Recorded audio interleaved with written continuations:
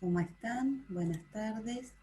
Hoy vamos a empezar la segunda parte de nuestra clase de los controles en el embarazo. Como hemos visto en la primera clase, nos enfocamos durante esta unidad en poder establecer cómo se desarrolla la gesta de la mujer. Vamos a ir viendo como objetivo cómo se va desarrollando y evolucionando el embarazo, y esto nos va a permitir ir desarrollando ciertos controles dentro de los controles prenatales, ciertos procedimientos y acciones de intervención de enfermería que nos van a permitir poder confirmar y corroborar que ese embarazo se encuentra desarrollándose dentro de las pautas evolutivas normales, o bien que tiene algún tipo de desviación que hemos visto que lo llamamos enfoque de riesgo, o sea, el riesgo de que la mujer o el feto se encuentren en alguna situación potencial que pueda generar muerte y mortalidad materno o infantil.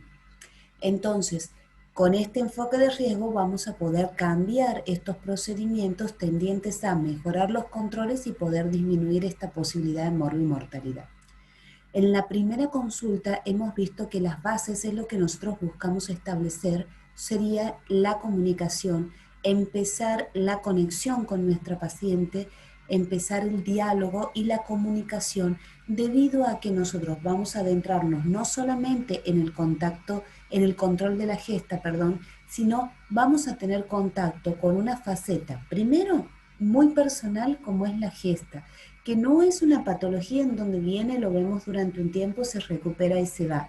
La gesta es un proceso de 9 meses que va pasando por distintos procesos evolutivos, anatómicos, fisiológicos y psicológicos, que requiere adaptaciones y movimientos sociales y económicos de los roles familiares, de la dinámica familiar que nosotros debemos conocer.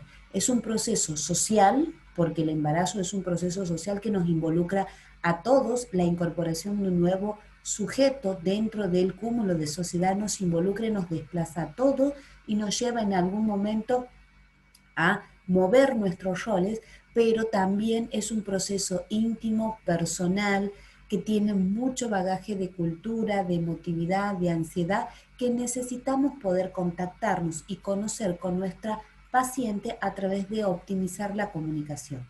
Durante el primer control hemos buscado esto, mejorar la comunicación y comenzar el conocimiento de esta paciente, que vamos a ahora profundizar durante su gesta. Básicamente en el primer control, lo primero que hacemos es establecemos que está embarazada. Colocamos a la paciente en control prenatal y comenzamos a indagar un poquito su historia, desde sus antecedentes personales, familiares, biológicos y patológicos, así como también sus antecedentes obstétricos, que nos van a permitir ubicarnos en la situación actual de la gesta, tomando el enfoque de riesgo de la historia con la que viene esta paciente. Pero a partir después de la primera consulta, vamos a tener consultas subsecuentes que van a implicar el control prenatal.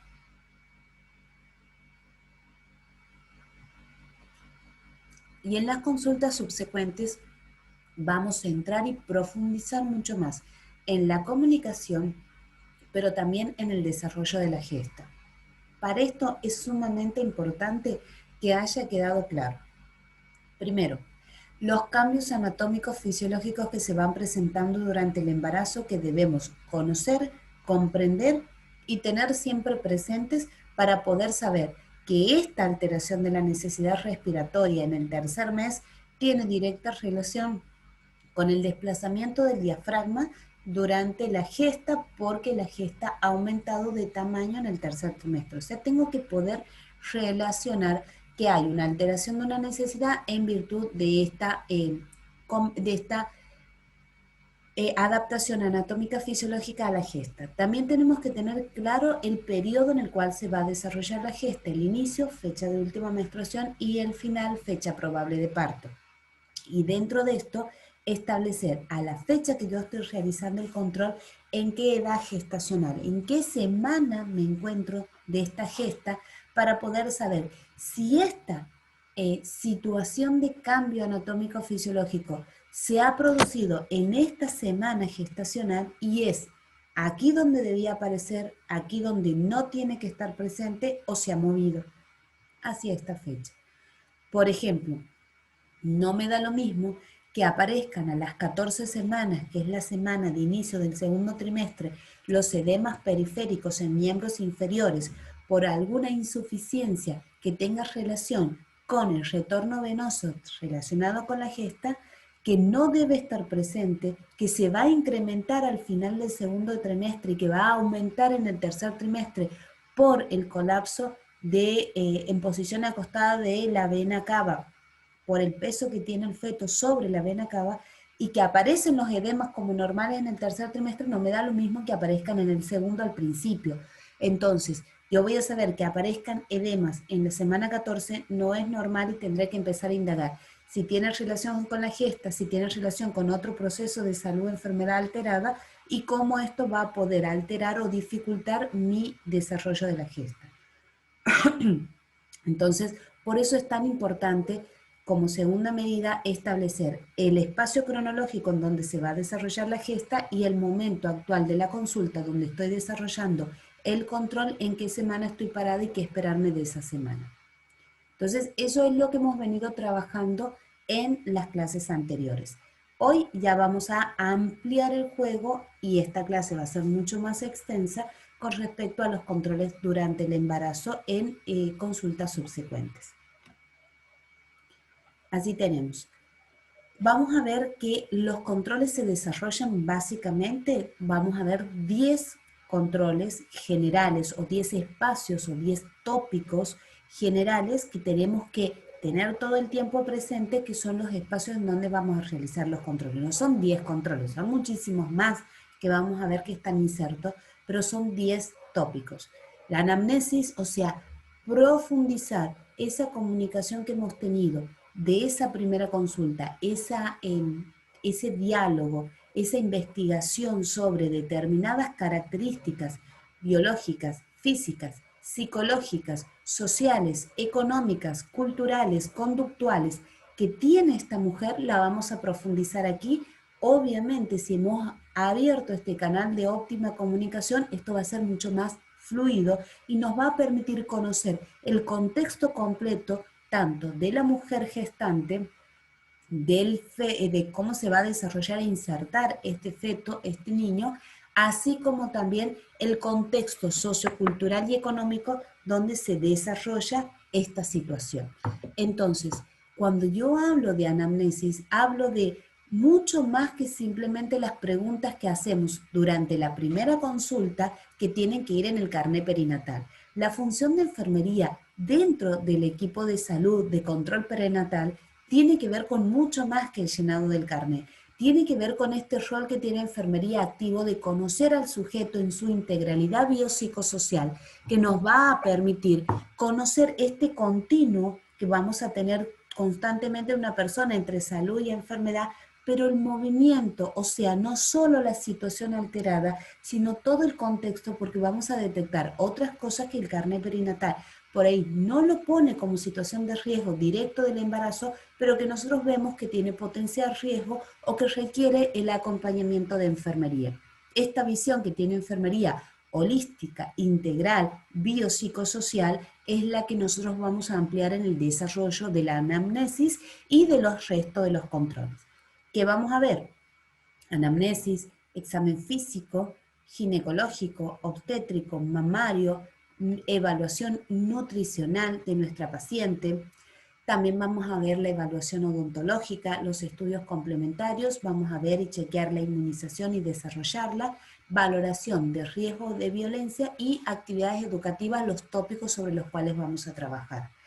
Esto que vamos a trabajar hoy, estos 10 controles que vamos a profundizar, vamos a verlo la semana siguiente cuando a todo lo que hemos hablado, cambios anatómicos, fisiológicos, establecimiento del periodo de gesta, así como también primera consulta y consultas posteriores, procedimientos que se realizan, todo va a volcarse en un solo modelo conceptual que estamos acostumbrados a trabajar, que es el modelo conceptual de Virginia Henderson.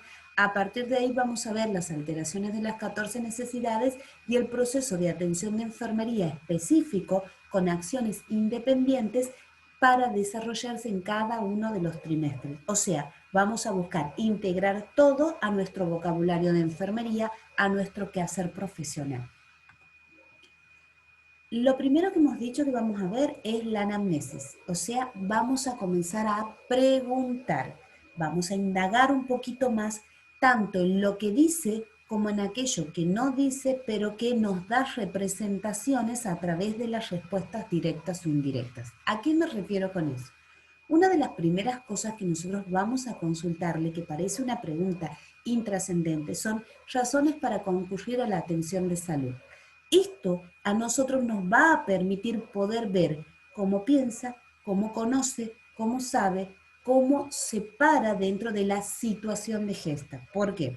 Cuando yo le pregunto razones para concurrir a la atención de salud a una mujer, le pregunto, ¿cómo está? Volviendo a por qué usted, ahora ya sabemos que está embarazada, pero ¿por qué usted, o en la primera consulta también puedes hacer estas preguntas, ¿por qué usted concurre a este servicio de salud? ¿Por qué viene? Entonces yo puedo tener un montón de respuestas. Puedo tener respuestas que hablen de síntomas de descompensación que requieran que alguien me atienda y entonces ahí descubro que estoy embarazada, en donde yo lo que voy a ver es que el desconocimiento de la posibilidad de la situación de embarazo está ahí y por lo tanto ya voy sabiendo que es un embarazo no planificado, que no significa no deseado, que no hay una situación en donde se haya pensado en la probabilidad de embarazo. Si esta paciente nos responde, no, he venido porque tengo tales síntomas que no me hacen sentir bien, pero yo creo que estoy embarazada, entonces, más allá de establecer si ha habido planificación o no, hay conocimiento de situación de riesgo de embarazo, o sea, hay detección de situación de riesgo. La otra que me dice que viene porque sí, porque le pasa esto y no ha atado cabos y se termina enterando que está embarazada, no ha visto situaciones de riesgo, por ejemplo, de mantener relaciones durante sus días fértiles. La otra mujer sí conoce que hay días que son fértiles y que ella ha tenido relaciones sexuales que potencialmente pueden llevar a un riesgo de embarazo. No es lo mismo partir desde la nada del conocimiento, que nunca es nada, sino es la base, a el conocimiento de una situación de riesgo. También que me pueden contestar, no, porque creo que estoy menopáusica y entonces ahí hay ya una alteración de determinados conocimientos, en donde yo supongo que todos estos síntomas atando cabos corresponde a otra entidad como la menopausia y no al embarazo. O directamente decir no.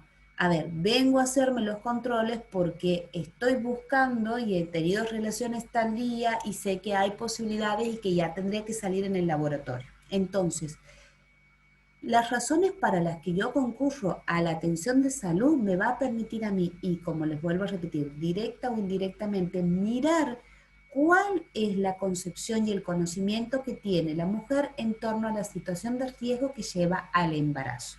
Y esto es sumamente importante porque me va a permitir saber dónde estoy parada. En una mujer que tenía conocimiento y había una posibilidad de embarazo, de conocimiento de que había un riesgo de embarazo, una mujer que no tenía conocimiento de este riesgo, una mujer que tenía estos riesgos pero mal direccionados hacia otra situación, o una mujer que, por ejemplo, se estaba cuidando, tenía métodos anticonceptivos y fallaron y ahora esta situación nos lleva al desarrollo de esta gesta. Conocer las razones de una persona es conocer la base de cómo piensa. Conocer cómo razona una persona es conocer cómo puede hilar y atar cabos sueltos para poder llegar a una conclusión. Y es algo que nosotros vamos a necesitar que esté muy activo en la mujer durante el control gestacional. ¿Por qué? Porque tiene que atar varios cabos que vamos a ir enseñándole nosotros sobre cómo se desarrolla esta gesta para saber que lo que le está pasando está dentro de los parámetros evolutivos normales del desarrollo de un embarazo. Entonces, esto es lo que nosotros vamos a ir viendo. Después vamos a ver lo que se llama identificación de la gesta. Cuando nosotros vemos lo que es identificación de la gesta, complementamos toda esta situación anterior que habíamos visto en la primera consulta sobre la gesta actual. O sea, vamos a ver los antecedentes obstétricos, los antecedentes ginecológicos, pero principalmente vamos a ver qué ha pasado con esta gesta, qué día ha habido relaciones sexuales, cómo ha sido el ciclo ovárico, cómo está desarrollándose esta mujer, qué es lo que piensa de la gesta, qué es lo que espera, le genera ansiedad, qué es lo que yo busco con esta identificación de la gesta, que ella se ponga en situación y sepa que está atravesando por una gesta y qué es lo que está pasando con esta gesta. Durante esta identificación de la gesta vamos a ir viendo distintas pautas que también influyen sobre el desarrollo de la gesta. Y vamos a ver las condiciones socioeducativas. Mucho más que preguntar si es alfabeta o analfabeta y hasta que esto que lo tenía tomado, si se acuerdan, el carnet perinatal lo tenía tomado, veía alfabeta o analfabeta y hasta que el nivel de educación había continuado esta mujer, primaria, secundaria, universidad, hasta dónde había estudiado o si no había estudiado. Cuando yo hablo de condición socioeducativa hablo mucho más que esto. Hablo de el vocabulario, el nivel de comprensión, el acceso a los distintos sistemas de educación que tiene el mundo, como la conectividad, dónde despejo las dudas. Si esta mujer cuando tiene duda va al YouTube a buscar, va al Google, en el Google está, dentro de Wikipedia que lo escribe cualquiera o va a un material científico, despeja sus dudas con una amiga, con una médica, con una enfermera, tiene un libro, accede a un libro, busca y rastrea por el Facebook lo que puede conocer, utiliza el Facebook como lugar de despejar dudas, o sea, la condición socioeducativa es mucho más que la escolaridad. La condición socioeducativa tiene que ver con si sé leer y escribir y si a dónde voy y despejo mis dudas educativas específicamente, o sea, a dónde yo voy a ver que esta mujer despeja estas situaciones que pueden ser potencialmente riesgosas durante el embarazo.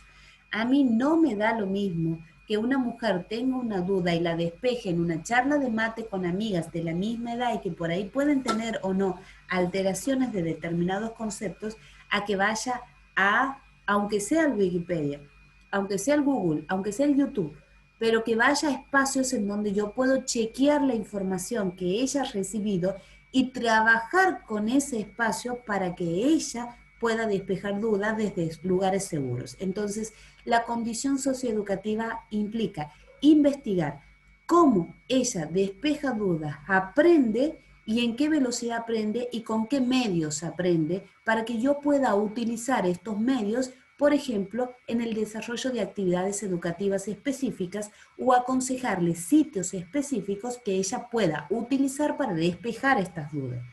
Pero para eso yo necesito saber si ella maneja un celular que tiene la posibilidad de bajar muchas aplicaciones o que es muy básico, si utiliza el WhatsApp, si no lo utiliza como para incluirle en un grupo de ayuda, en un grupo de acompañamiento, si ella puede bajar, hay un montón de aplicaciones de control de embarazo que me permite hacer no solo el seguimiento del embarazo, sino también ir viendo cómo va evolucionando y que esta mujer vaya conociendo, detectando determinadas cosas y viendo las pautas de normalidad.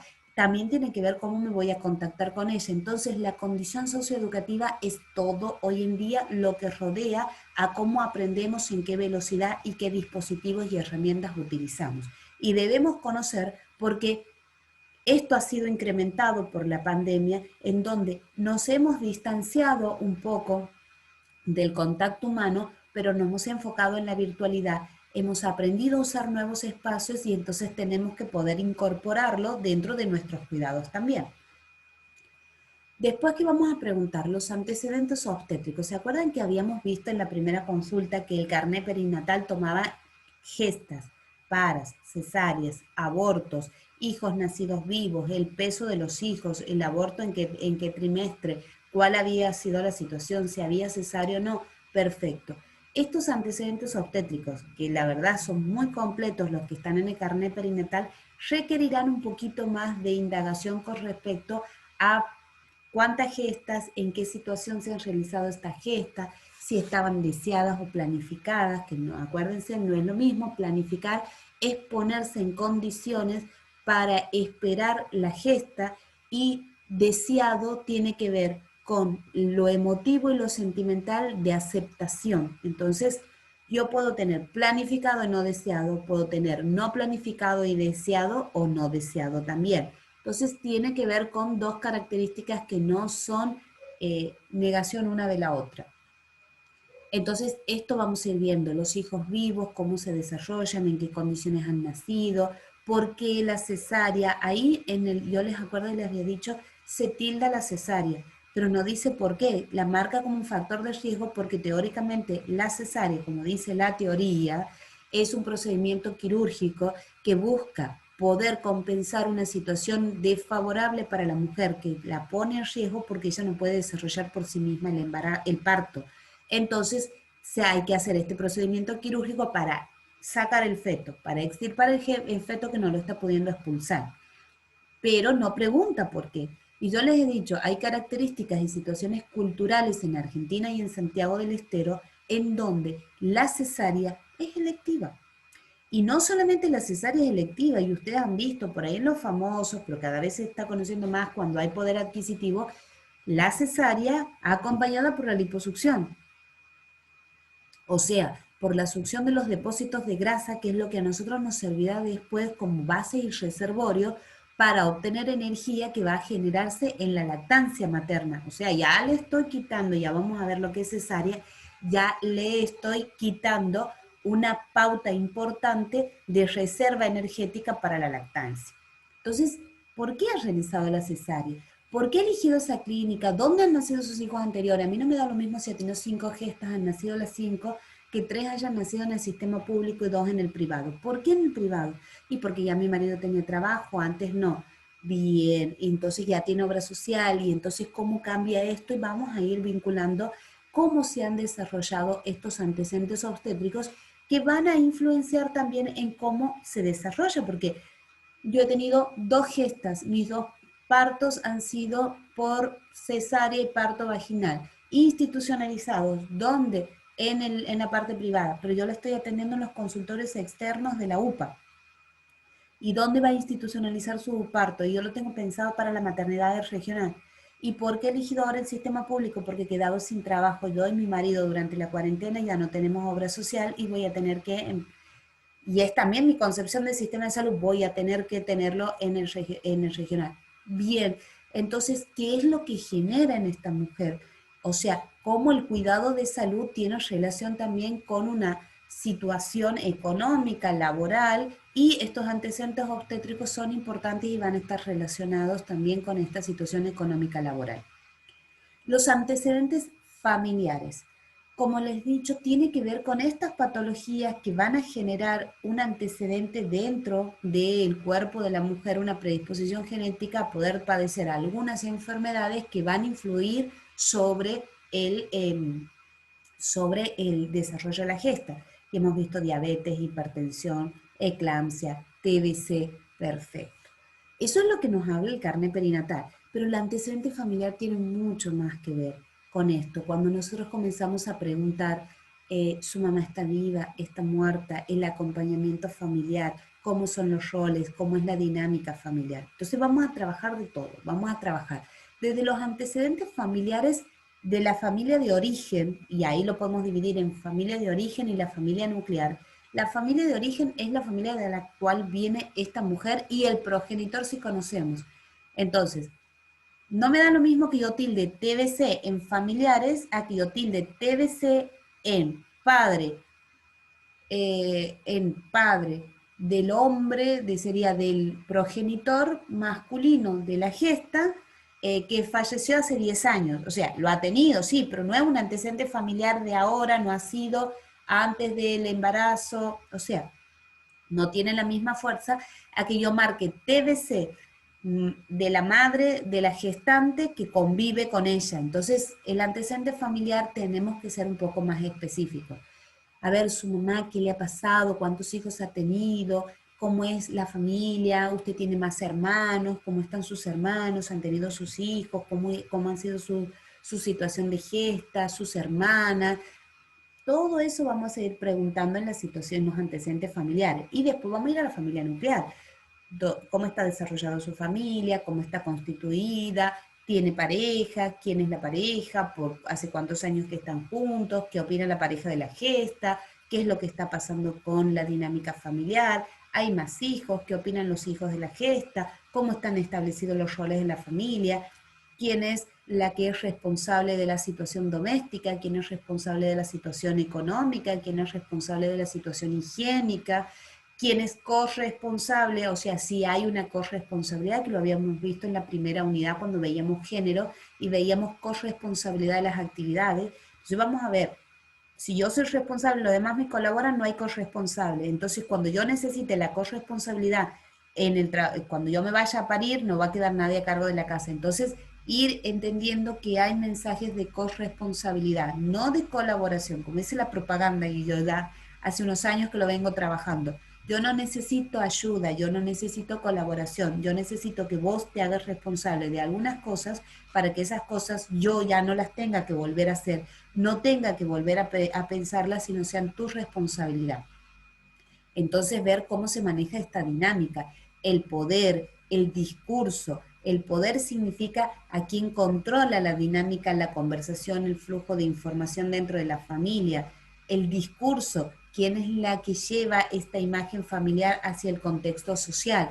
Todos estos antecedentes familiares me permiten a mí ver la dinámica familiar en donde se va a insertar este niño, en donde se va a desarrollar esta gesta y cómo se van moviendo estos roles, como yo les he mostrado y como ustedes han visto en otra materia, la familia tiene dinámicas, movimientos, roles, poder, discurso, y yo necesito cómo se desarrolla, y aquí van a integrar otras materias que tienen para poder conocer este grupo familiar. ¿Por qué? Porque va a ser alterado, movido y desplazado los roles durante las gestas y con la incorporación del niño. Y esto va a llevar un movimiento en todo sentido, económico, social, cultural, de roles, de dinámica, de poder, de discurso, del todo, de la sexualidad, del todo. Entonces yo necesito conocer estos antecedentes familiares, conocer bien cómo se desarrolla la dinámica familiar. Los antecedentes personales, ustedes han visto, habíamos preguntado la edad, la fecha de nacimiento, el documento, si está casada, si está soltera, si vive sola. Bueno, los antecedentes familiares personales tienen un poquito más que ver con eso, pero podríamos ampliar, a ver qué más, qué expectativas, en qué trabaja, hace cuántos años que trabaja en esto, por qué ha elegido trabajar en esto, si ha estudiado para trabajar, si se siente cómoda con su trabajo, qué opina de su contexto laboral, que usted esté embarazada, qué implica este embarazo, qué ansiedades, dinámicas, esperanzas, qué hay suyo en torno a este embarazo, qué expectativas tiene, qué problemas anteriores ha tenido, qué temores tiene. Todo esto es importante. La historia familiar tiene que ver de vuelta con esto de los antecedentes familiares, o sea, con todo este bagaje de esta situación de movimientos, mucho más de los patológicos, directamente a los movimientos de dinámica familiar. Y la historia social y experiencial tiene que ver como un punto del todo, o sea, tiene que ver cómo yo transito y vivo determinados procesos sociales y sociales, o cómo mi experiencia me sirve para afrontar determinadas situaciones, cómo resuelvo los conflictos, cómo resuelvo los problemas, cómo me adapto, cómo opino, cómo creo que son las cosas, y esto solamente lo sé a partir de lo que yo hoy soy. A ver, el concepto es así: yo hoy soy por las decisiones que tomé para llegar a este momento. Entonces, las decisiones que yo tomo hoy son el resultado de un proceso histórico-cultural. Y yo tengo que conocer cuáles han sido esos procesos históricos y culturales en torno a esta gesta que van a poder interferir o beneficiar con el desarrollo de la misma. Después empezamos ya un poquito con lo físico de enfermería, que es el examen físico, valga la redundancia, que vamos a realizar. De aquí nos vamos a ir deteniendo porque esto nos va a dar información directa de la situación anatómica fisiológica de la paciente, que nos va a permitir establecer determinadas bases para saber cómo está evolucionando. Aquí ustedes van a ver en el examen físico que están puestos todos los elementos de examen que hay que hacer. pero nos estamos enfocando principalmente en aquellos espacios que sabemos que van a tener cambios por la evolución de la gesta y que necesitamos en el primer trimestre conocerlos sin que hayan sufrido estas modificaciones, en el segundo ya con un inicio de modificación y en el tercero quizás ya con una alteración. Entonces, el examen físico dentro del control perinatal, prenatal, nos va a permitir a nosotros qué cosa, establecer la base y después el proceso, ver el proceso evolutivo. No es un examen físico que vengo, lo veo ahora, intento ver si hay alguna manifestación clínica de alguna situación de alteración, listo, próxima visita, otro examen clínico. No, no, no. Aquí los exámenes clínicos, aquí toda la información es una y en la segunda vez que yo la tomo, la controlo, me fijo, determino cómo está la situación, me doy media vuelta, veo el primer control y veo cómo ha evolucionado. O sea, es una doble visión. La decodificación del dato actual y cómo se está desarrollando actual y si hay alguna alteración o desequilibrio actual, más luego darme vuelta y si la respuesta ha sido no, no hay ningún desequilibrio, nada, darme vuelta y ver la evolución desde el control anterior hasta ahora y volverme a hacer las preguntas, cómo está en equilibrio, está evolucionando, está desarrollándose, cómo corresponde. Y la tercera consulta será así, haré de vuelta un examen físico que de vuelta me establecerá determinadas pautas de la hora, pero que después que vea y analice la hora me daré vuelta y veré el primer control, el segundo control y cómo llegó aquí, si está llegando en tiempo y forma y como corresponde. Entonces, todo lo que nosotros hagamos en exámenes subsecuentes tiene que verse en el ahora y en la proyección de cómo evoluciona y ha llegado a la hora el proceso desde el primer día de la gesta. Entonces eso es importante porque no lo tenemos que ver como situaciones aisladas. El examen físico es cefalocaudal. El examen físico es cefalocaudal. Perdón, disculpe, pensé que lo había puesto en silencio. Es cefalocaudal. Por lo tanto, vamos a revisar el todo, vamos a ver el todo. Le veo el cabello, la inserción del cabello, si tiene alopecia, si no tiene, la higiene del cabello, el largo, si se tiñe, si no se tiñe, porque es importante ver la situación de higiene, las cejas, bigotes, si tiene mucha vellosidad, si tiene... Todo eso lo voy a ver. Todo completo, el cuerpo lo voy a ver desde el pelo hasta la uña del pie. Perfecto. Pero en esto que yo les voy a mencionar es donde yo me voy a ir deteniendo porque sé que va a haber modificaciones, entonces es como que tengo que ser más exhaustiva en donde miro. La inspección general de la piel. La piel es uno de los órganos que hemos dicho va a tener mayores alteraciones, no solo por el estiramiento mecánico que va a tener, sino por la acción de las hormonas que va a comprometer desde su elasticidad hasta su hidratación. Entonces es necesario que yo vea la turgencia de la piel y la característica de la piel en los principales lugares de cambios anatómicos fisiológicos. Pero en líneas generales es importante que vea la coloración, el cuidado, la higiene, la aparición de vellos o no. La mucosa. La mucosa, que aquí estamos viendo que tiene que ver con la mucosa oral y nasal, vamos a ver principalmente el grado de hidratación para ir viendo después porque la hidratación se va a ir comprometiendo en la medida en que yo necesite generar más cúmulo de más cúmulo sanguíneo, más cantidad de sangre para poder cubrir los requerimientos, comiencen los procesos de transpiración por los procesos de acción de el estrógeno y la progesterona, que me va a aumentar la tasa metabólica, yo necesito ir viendo la evaluación de la mucosa, desde la hidratación, la turgencia de la piel, la posibilidad de lesiones y después la hidratación en general. O sea, la hidratación siempre la tengo que ver en lineamientos generales en la piel, en la mucosa, en los lagrimales, en el lecho ungual. Tengo que poder ver que esta inspección general está en condiciones. Después vamos a ir, como les he dicho, vamos a ver los ojos, si hay simetría, si no hay, la nariz, desvío de tabique nasal, que nos puede alterar mucho. Acuérdense que a partir del segundo trimestre la cantidad de estrógeno que nosotros generamos para poder conservar el embarazo y para poder desarrollar su evolución, a la vez aumenta la vascularización en toda la zona de las encías y las fosas nasales, realizando pequeños edemas que van a comprometer las vías respiratorias y entonces vamos a estar más agitadas, más comprometidas, vamos a respirar más con la boca abierta, lo cual puede comprometer la hidratación. Entonces es necesario que podamos revisar cómo se encuentra en esta fauce y si a eso le aumento un tabique desviado, estoy aumentando la dificultad. Glándulas tiroideas. Aquí nos vamos a detener porque tenemos que poder palpar si hay alguna nodulación o no, o que se encuentran dentro de la hipertrofia o la hipotrofia para poder establecer. O sea, si yo voy a palpar glándulas tiroideas que están justo debajo del cartílago cricoide, voy a ver si estas glándulas están aumentadas de tamaño, disminuidas, si tienen nodulaciones. ¿Por qué? Como hemos dicho, hay un déficit de secreción de T4, comienzan a atrofiarse las glándulas tiroideas que si ya vienen con un mal funcionamiento, ya sea nodular o por una hipertrofia o una hipertrofia, pueden comprometer. ¿Por qué? Porque la tiroidea, la glándula tiroidea cuando secreta T4 es una de las que contribuye con el estrógeno al crecimiento y desarrollo fetal. Entonces, necesito poder controlar las glándulas tiroideas físicamente para ver que no tengan alteraciones, que no se produzca bocio, que no haya venido con bocio y se produzca el bocio durante el desarrollo del embarazo. Si la mujer ya viene con un diagnóstico, tengo que ver que esto no se incremente.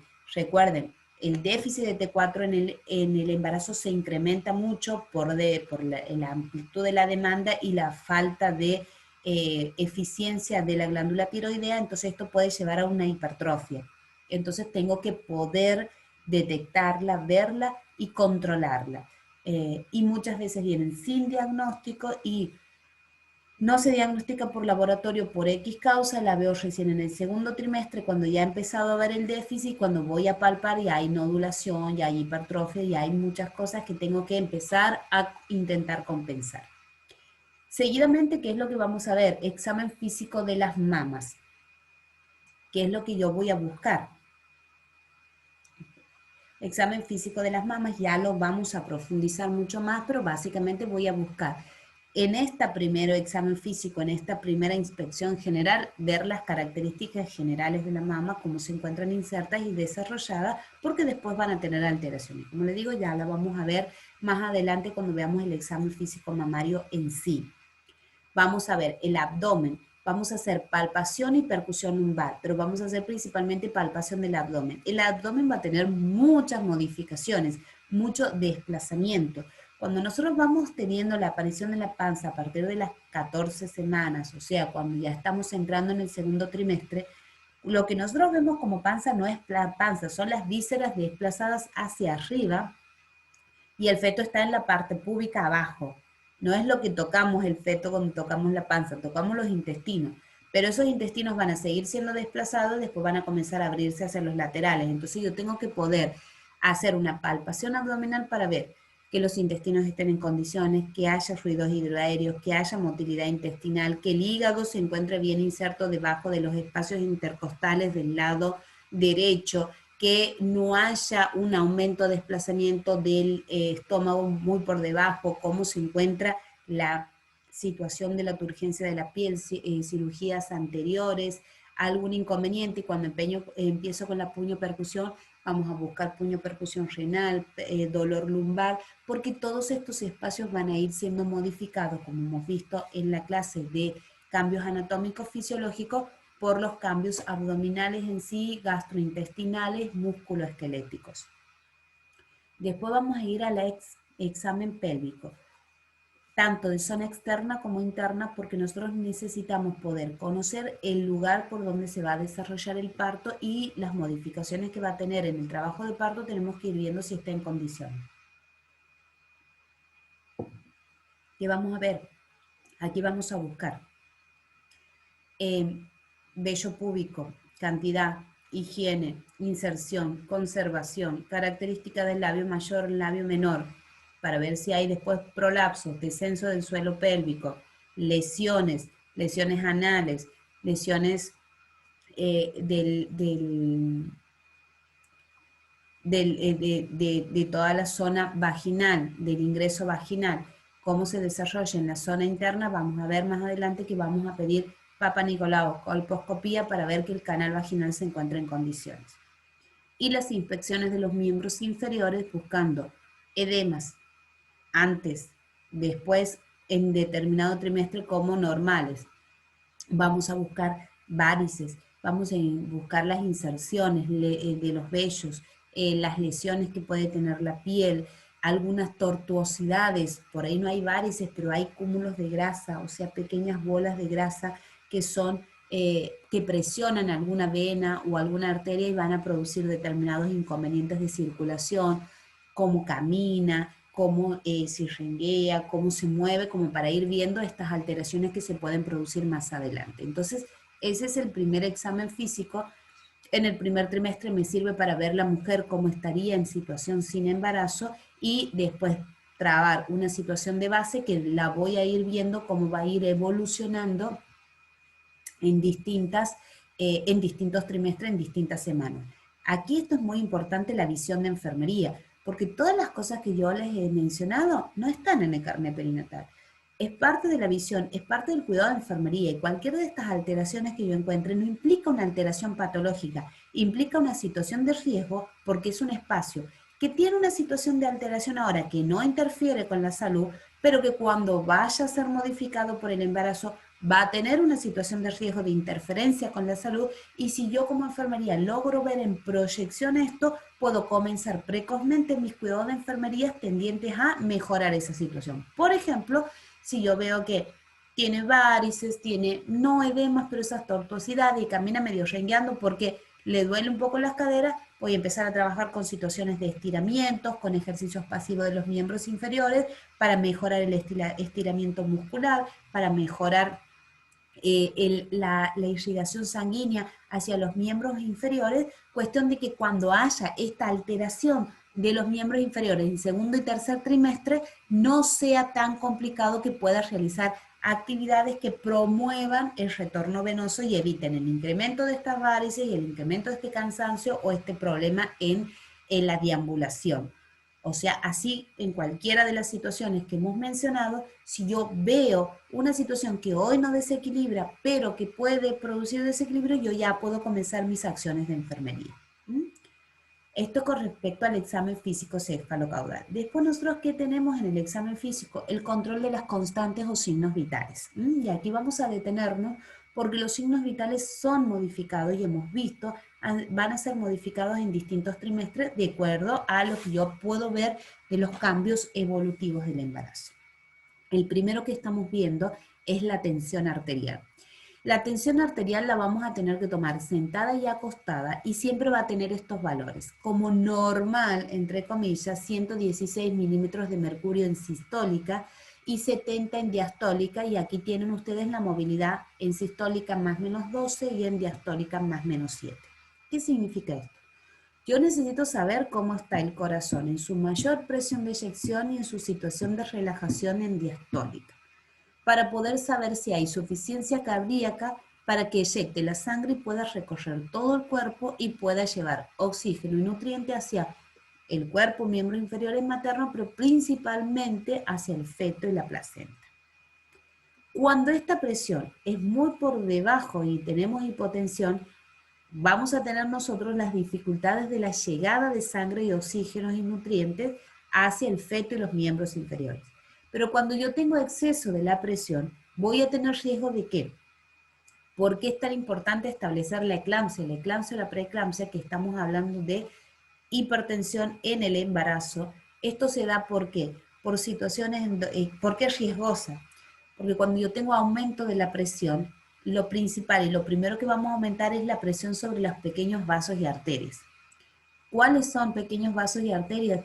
Los pequeños vasos y arterias que van a llevar la sangre a la placenta, que están en contacto con los lóbulos placentarios, que son muy pequeños y que no soportan la gran cantidad de presión, que van a comenzar a romperse y al romperse van a dejar esa zona sin irrigación sanguínea y ese lóbulo sin alimentación para que le lleve al feto.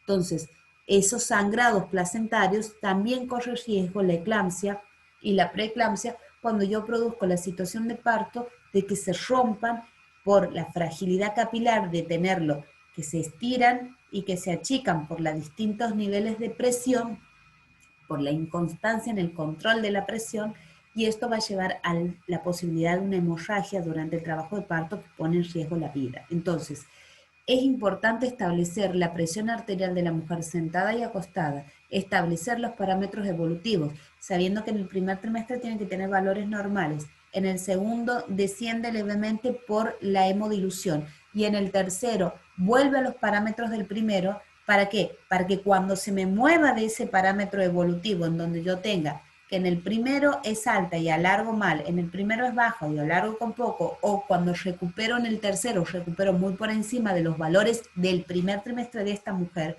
aún en valores normales, 120, 90, pero esta mujer ha empezado el primer trimestre con 110, 60.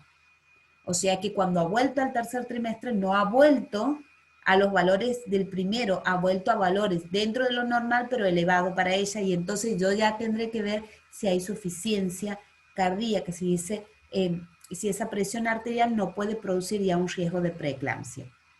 Entonces, como le he dicho, es importante establecer la preeclampsia y la eclampsia porque va a producir durante el proceso de gestación algunos inconvenientes de circulación en la zona de conexión placentaria, impidiendo que se lleve oxígenos y nutrientes y la suficiencia placentaria para mandar estos insumos tan necesarios al feto. Y en la situación de parto por el alto riesgo de hemorragia que tiene. Entonces, como verán, por eso es tan importante y por eso nosotros lo vemos en una de las unidades más adelantadas como una entidad sola. La eclampsia, la hipertensión inducida por el embarazo, así como también la diabetes y otras enfermedades que son enfermedades de alto riesgo. Si yo detecto en cualquiera de los controles una presión entre 140 y 190 mayor o igual, comienzo yo el esquema recomendado a nivel nacional por las recomendaciones que habíamos hablado en la clase anterior de guía de control preconcepcional, prenatal y puerperal del Ministerio de Salud de la Nación, que tiene esto que ustedes están viendo, que también lo tienen en su material, y es, si yo tengo mayor o igual de 140-90, hago una segunda toma. Si en esa segunda toma me da menos de 140-90, se desplaza, esa segunda toma tiene que estar distanciada 10 minutos en la misma posición. Voy a establecer la presencia o no de factores de riesgo para la eclampsia, o sea, familiares eclámpticos hipertensos y que esta mujer tenga antecedentes de picos hipertensivos.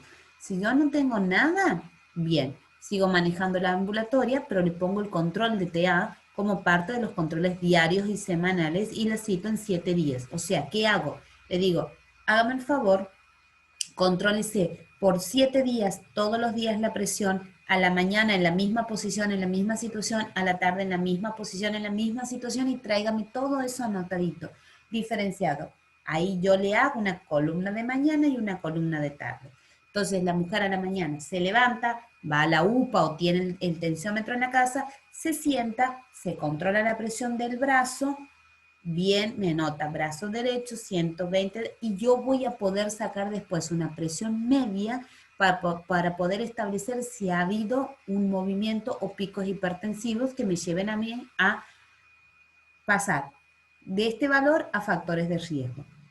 Si yo, en cambio, en esta consulta hago la segunda toma, detecto que tiene menos de 140, pregunto factores de riesgo, me dice sí, que ya cuando yo me pongo nerviosa me sube la presión, ya me ha pasado, no en el embarazo anterior, listo, pido laboratorios, a ver si tiene algún problema renal, algún problema cardíaco, algún problema de contenidos de sangre, por ejemplo, si tiene colesterol. Si me da normal el laboratorio, vuelvo a pedirle que se controle durante 7 días la presión para poder verla nuevamente. Si me salen mal los laboratorios, o sea, me sale hipercolesterolemia, dislipemia, algún tipo de anormalidad, directamente ya la diagnosticamos como preeclampsia y ahí se verá si se interna o no para hacer un chequeo y un control y un seguimiento más exhaustivo.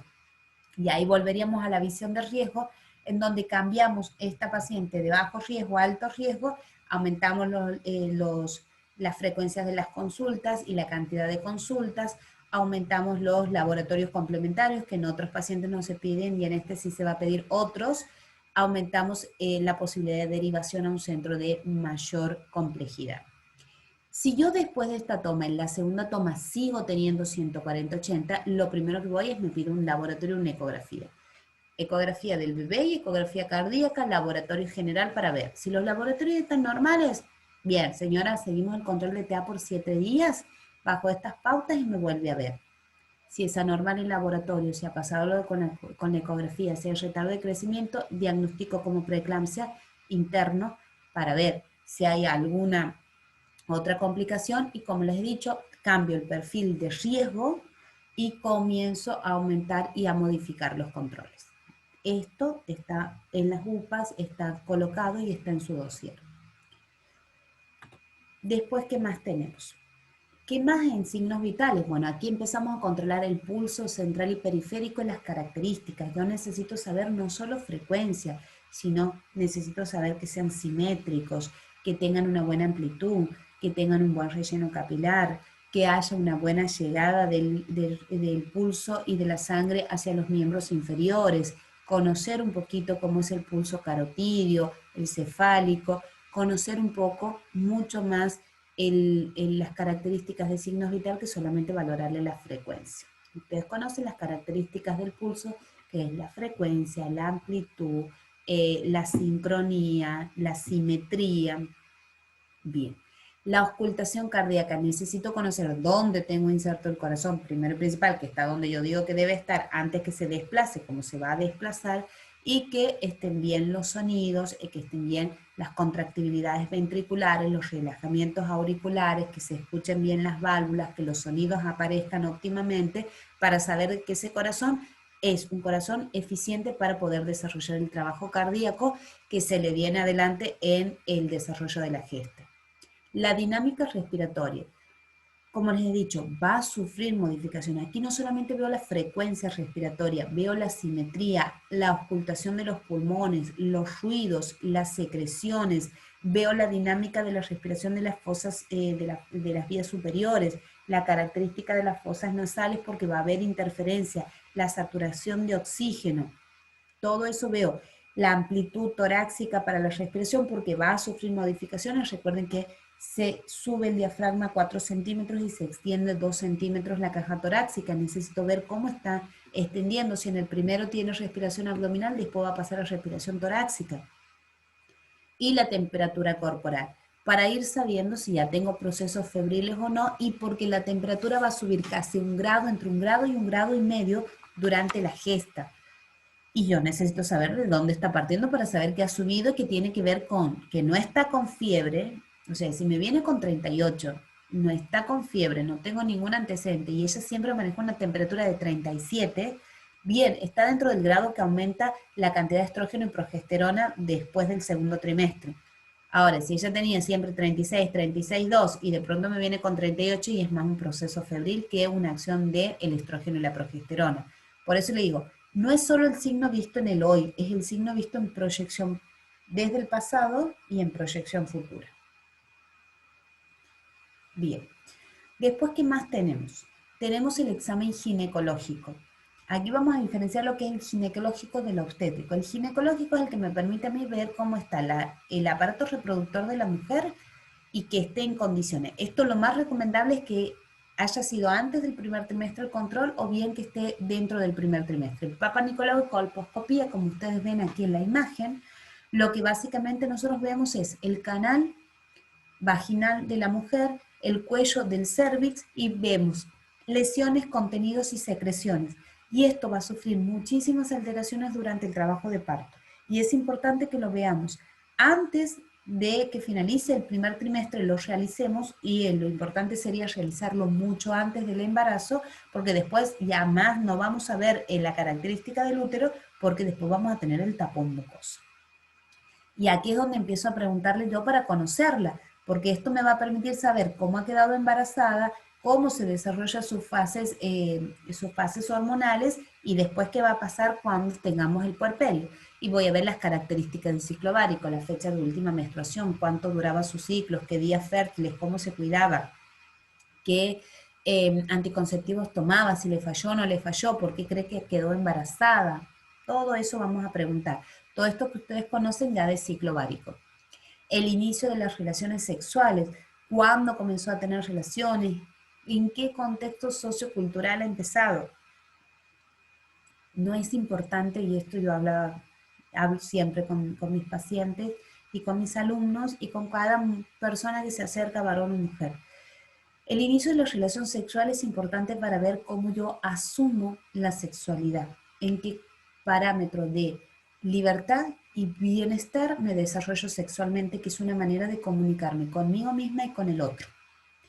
Y aquí no es importante con quién inicio mi relación sexual, ni tampoco es importante cuándo la realizo. No hay edades adecuadas, no hay personas adecuadas. Hay momentos construidos internamente adecuados para poder comunicarte con el otro.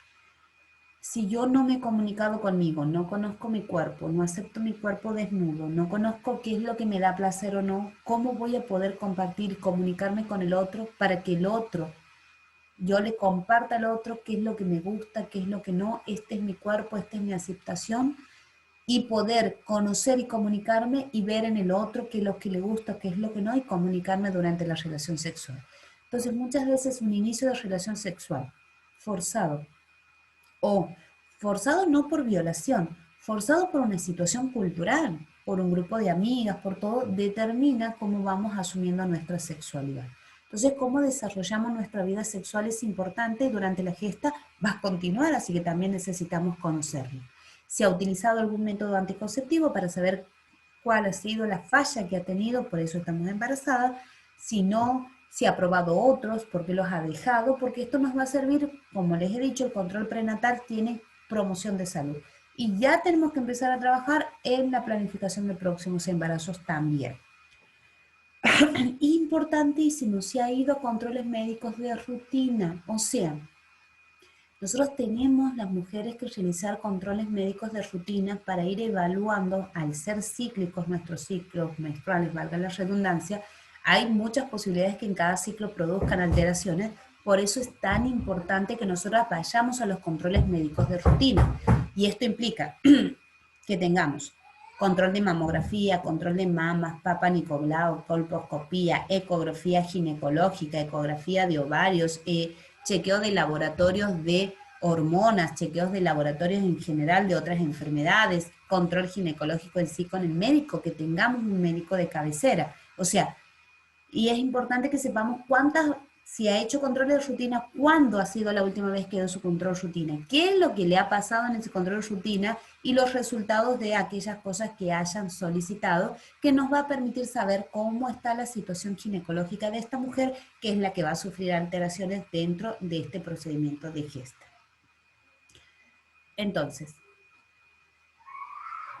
después tenemos el examen obstétrico. Aquí en el examen obstétrico ya comenzamos a ver un poquito más nuestra área de gestación a nuestro bebé, a nuestro feto, y comenzamos a valorar. Una de las primeras cosas que tenemos que hacer es valorar la vitalidad fetal. Y por eso les he dicho, miren aquí cómo empezamos ya a trabajar esta pauta, es importante que sepamos en qué semana estamos parados. Si yo empiezo con la vitalidad fetal, es ver que el feto está vivo, se mueve, late, tiene posibilidad de seguir viviendo y desarrollar toda la gesta, sus 42 semanas de gesta. Pero no puedo ver yo externamente determinadas cosas en determinados momentos. A partir de la sexta semana, yo puedo ver frecuencia cardíaca fetal por ecografía. Sexta semana, séptima. Después, al final de la sexta, yo ya puedo hacer una ecografía en donde es un poco difícil verlo al feto, porque la bolsa y el líquido amniótico es mucho y el feto es muy pequeño y por ahí se encuentra muy atrás. Es difícil, por eso te hacen tomar agua para que la vejiga aumente de tamaño y cuando entre el sonar de la ecografía, rebote eso en el líquido, amplíe y pueda ver el útero que se encuentra abajo. Entonces ahí puedo yo encontrar, empujo un poquito, acomodo y encuentro el útero. Sí, lo que yo voy a escuchar seguro ya es la frecuencia cardíaca fetal a la sexta semana. Si yo a la sexta semana le apoyo un pinal e intento escuchar el corazón, no voy a poder. Le apoyo un Doppler e intento, no voy a poder. Por eso yo necesito saber que en la sexta semana solamente voy a poder ver la vitalidad fetal a través de una ecografía que me puede establecer la frecuencia cardíaca fetal. Ya a partir de las 14 semanas, ya puedo verlo, ya puedo escuchar esta frecuencia cardíaca fetal de una forma externa por Doppler. O sea, por estos pequeños aparatitos que tienen los médicos, los obstetras, que apoyo en la pancita y me permite escuchar el latido. O sea, yo ya voy a poder escuchar el latido por estos aparatos que amplían el sonido a partir de las 14 semanas. Y si el latido está presente y está dentro de los parámetros normales, que son de 110 a 160 latidos por minuto, sabemos que el feto es vital, que está vivo y que vive y que puede seguir viviendo. A partir de las 18 semanas ya comienza a aparecer el movimiento fetal en la percepción materna. ¿Qué es lo que siente la madre? Como que le rascan la panza desde adentro, como un viboreo, como dolorcitos en el medio de la panza, como si me estaría doliendo el ombligo en la zona baja, debajo del ombligo, en posición acostada cuando terminan las actividades normalmente nocturnas. Estos movimientos no son constantes, no son contracciones, pero se sienten bastante diferentes. Y esto ya empezamos a tener la percepción de vitalidad fetal desde la madre, que es algo que nos va a acompañar durante toda la gesta después de la semana 18 y que la madre tiene que controlar. Hasta la semana 20, 22, 24, estos movimientos van a ser esporádicos, algunos días sí, otros días no, va a pasar 2 o 3 días sin que no.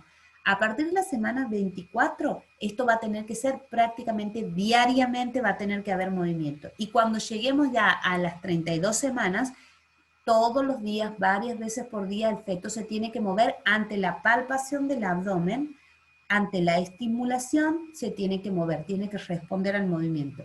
Esto nos va a permitir saber que el feto sigue vivo y que no ha pasado ningún inconveniente sin necesidad de ir a hacernos una eco o ponernos un Doppler o un ultrasonido, sino simplemente capacitando a la madre, sabiendo en qué semana ya lo puede mover y el bebé va a responder a este movimiento del abdomen para poder realizar la captación de la vitalidad fetal.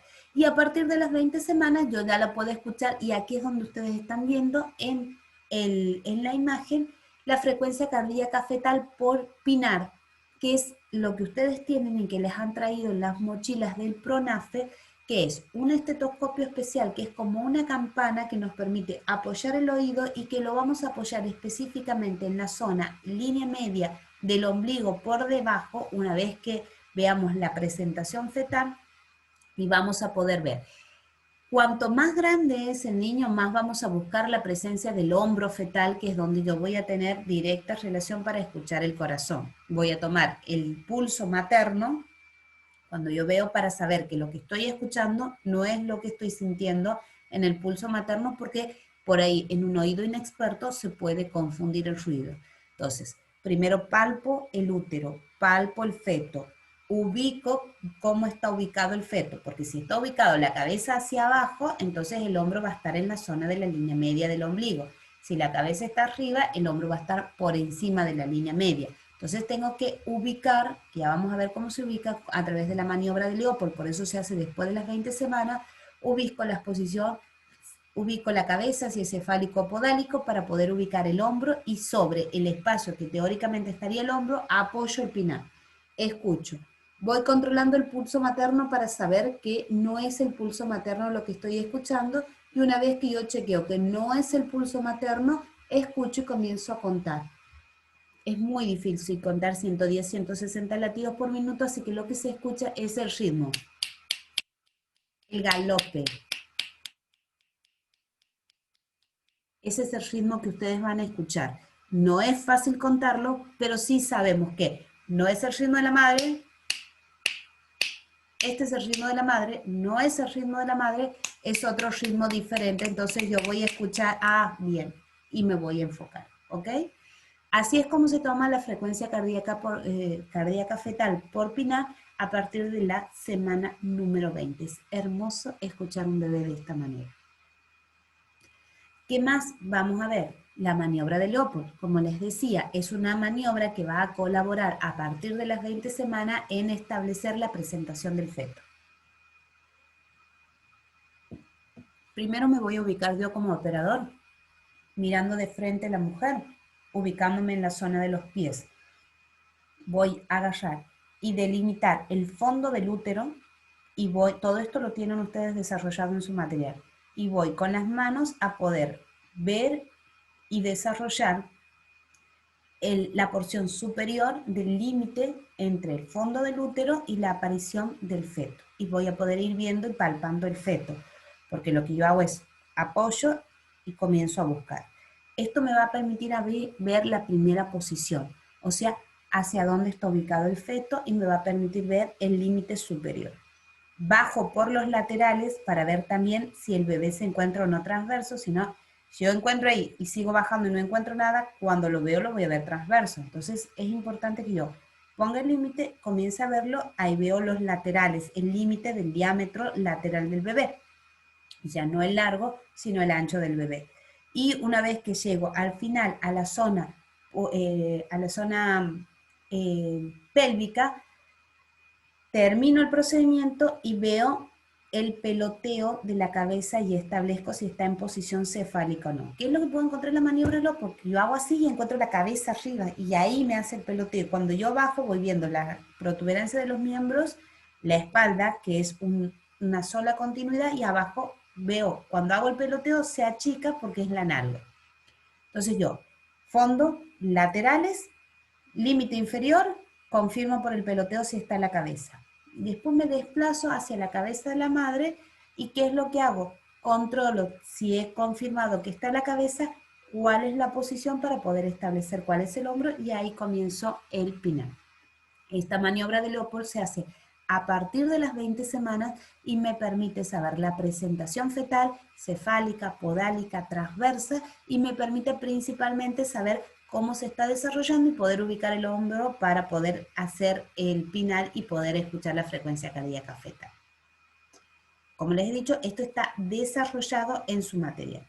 Simultáneamente, a partir de las 20 semanas, ven como ya en todo este examen obstétrico en sí, vamos viendo que vamos incorporando actividades a partir de determinadas semanas. Así que si a mí me está viendo con 14 semanas, no le haré Leopold, no podré escuchar por pinar, no haré altura uterina, pero en las 14 semanas sí que puedo hacer, si tengo un Doppler, escuchar un poquito la frecuencia cardíaca fetal, y si estaría en la semana 18, no puedo hacer ni altura uterina, ni maniobra de Leopold, ni escuchar por pinar, pero sí puedo capacitar a la madre para percibir los movimientos fetales.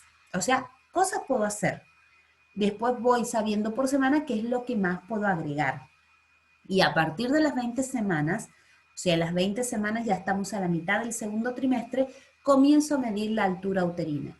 La altura uterina, que se hace a través de esto que ustedes han visto y tienen también, que se llama la cinta obstétrica, es una cinta inextendible que nos permite a nosotros por centímetros establecer en un equivalente centímetros las semanas de gestación que tiene este feto.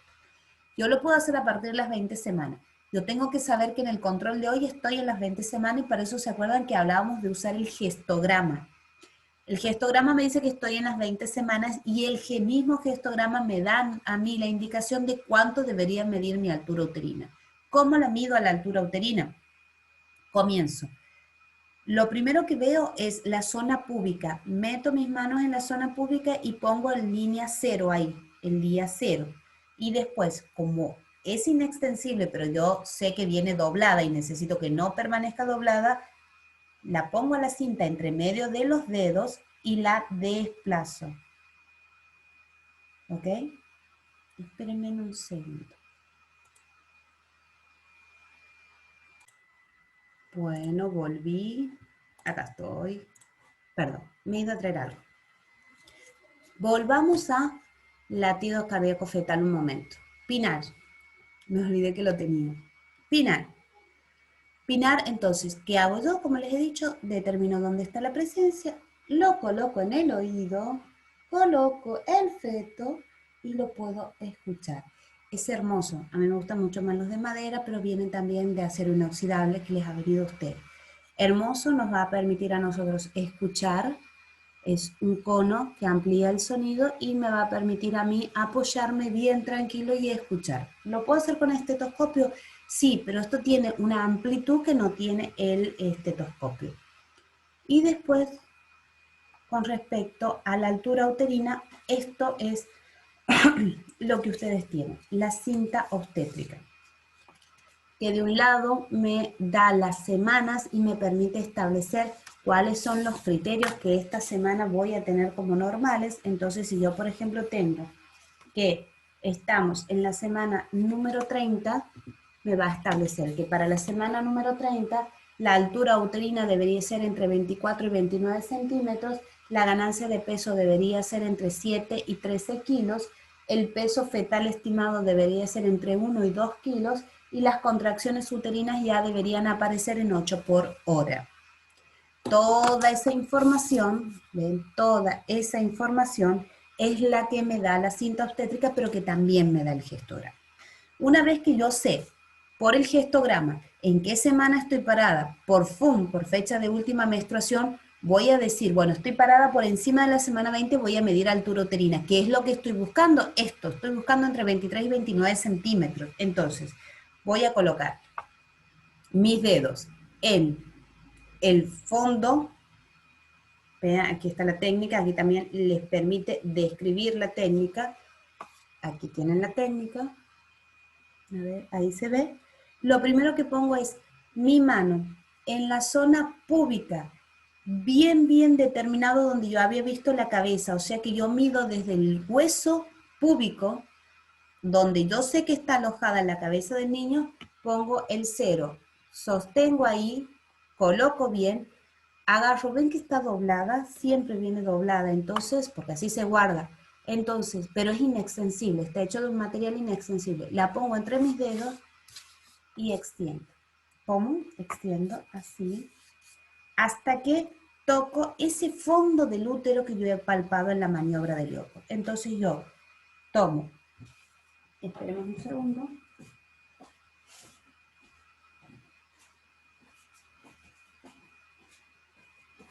Es la pelota de mi hija.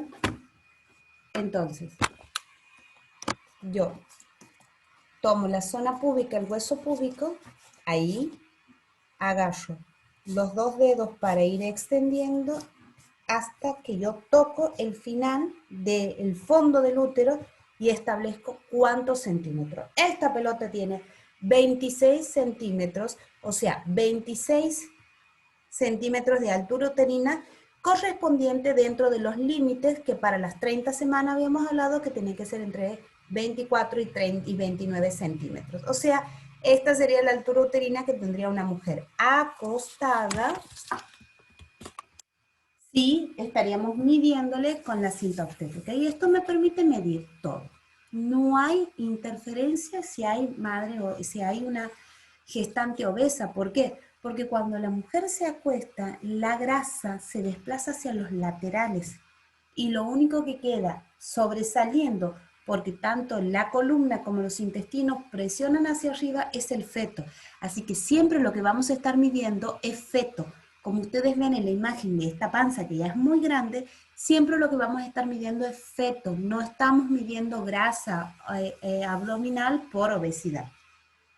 Y como ustedes verán, tienen hasta 50 centímetros. O sea, si cuando hay macrosomía, si yo les digo que a las 42 semanas tiene que haber como límite una altura uterina de 31 a 35 centímetros, si llegamos a 50 estamos hablando de ya gemelares, por ejemplo, que es lo que nos mediría a esta altura más de 35 centímetros en fecha, en edades gestacionales tempranas, más de un feto.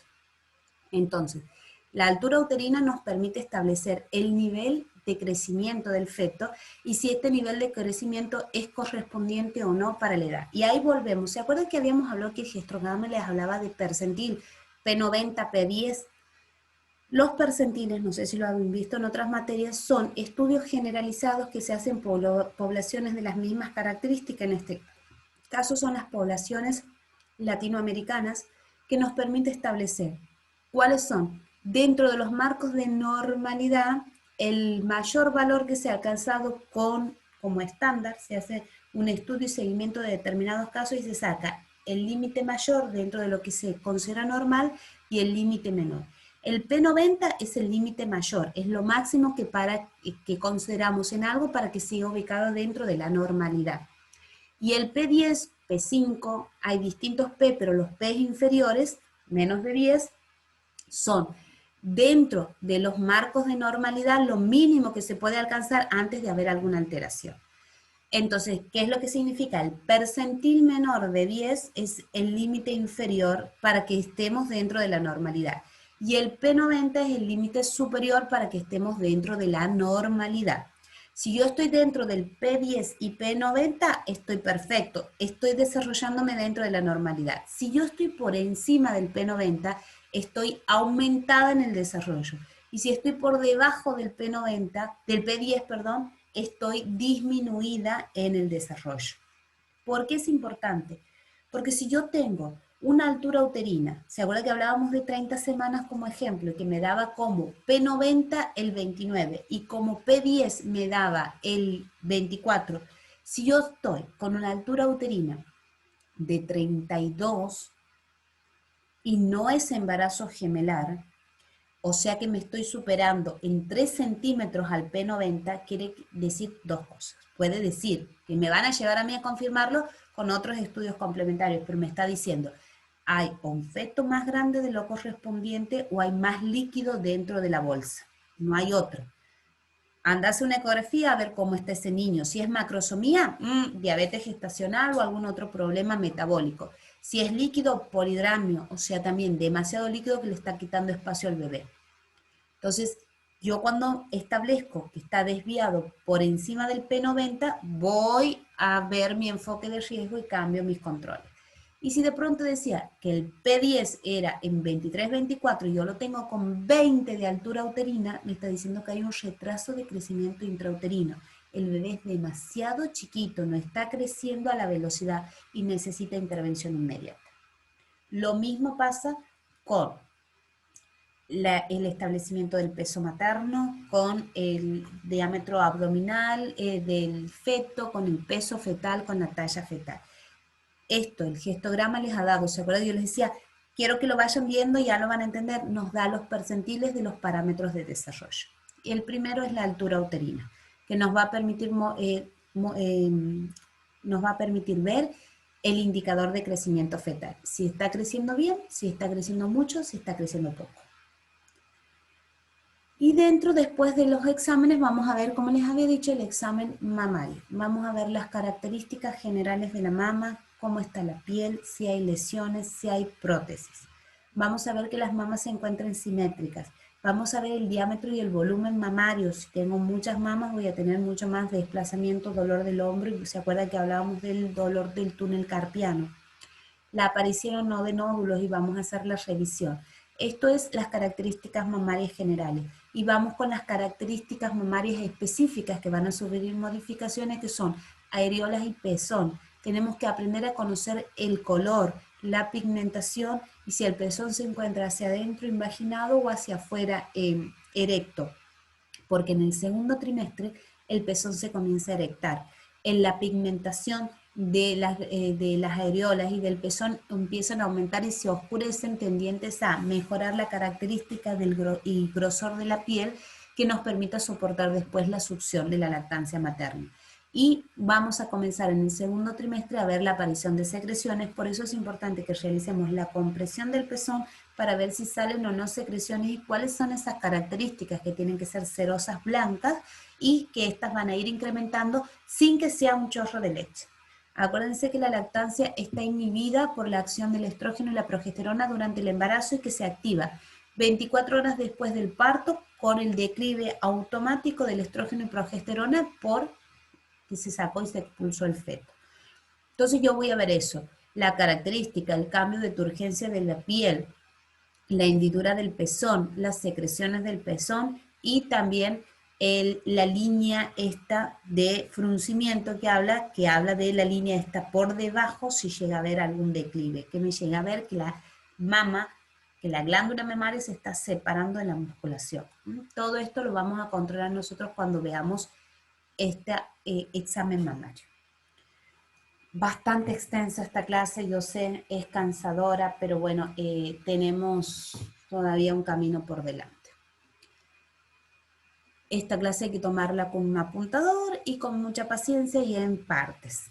Evaluación nutricional. ¿Se acuerdan que habíamos hablado que yo controlaba el peso de la madre en el primer control y peso y talla? establecí el índice de masa corporal y después solamente el peso, bien, aquí vamos a hablar de esto. Lo primero que yo hago es establecer el índice de masa corporal. Solo se puede hacer en el primer trimestre, ya en el segundo no se puede hacer, porque el índice de masa corporal tiene que tener dos elementos que no sean alterables fácilmente, pero hay un elemento de estos que se va a alterar con facilidad.